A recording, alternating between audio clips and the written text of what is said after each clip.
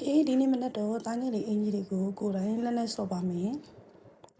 သူအင်ကြီးတွေကလေတခါမှဆက်တယ်မှမထည့်ဘူးအမြဲတမ်းလက်နဲ့ပဲလျှော်တယ်မနေ့စောစီသူအိတ်နေတယ်ဆိုတော့လေစိတ်ကြိုက်ရေချိုးကန်လည်းမတပေါ်စီဆော့တော့မှာပေါ့နော်အခုအဝတ်ကိုစပြရေးစားစိတ်နေပါပြီ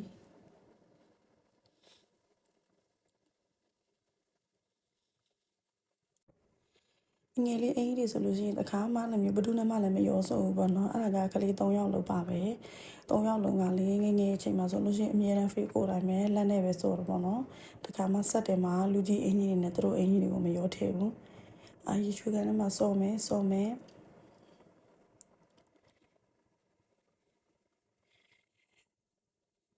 တေချာဘရက်လေးတွေနဲ့လည်းပုတ်ပေးရတာပေါ့နော်ကလေးငယ်ရဆိုတော့လေတအိမ်လုံးလိုက်ပြေးတယ်စော့တယ်မောက်တယ်သူတို့အိမ်ကြီးတွေကလေအကြီးအများဆုံးပဲသိလားပြီးသွားလို့ရှိရင်ဒီမှာရေကို3လပြန်ဆေးမယ်တပြန်ဆေးမယ်ဗီဒီယို recording လုပ်တာတော့မှလေခဏပြတ်ပြီးတော့မှနားလိုက်ရတယ်ခါနှလို့ပေါ့နော်အဲ့လိုမျိုးထိုင်လို့စင်းအရန်ခါနှတယ်သိလားအားကြောင့်တပြန်နားလိုက်ပြန်ရိုက်လိုက်နားလိုက်ရိုက်လိုက်နဲ့ပဲဒီလိုနဲ့ပဲအဝတ်လေးတွေကတော့ပြီးသွားပါပြီပေါ့နော်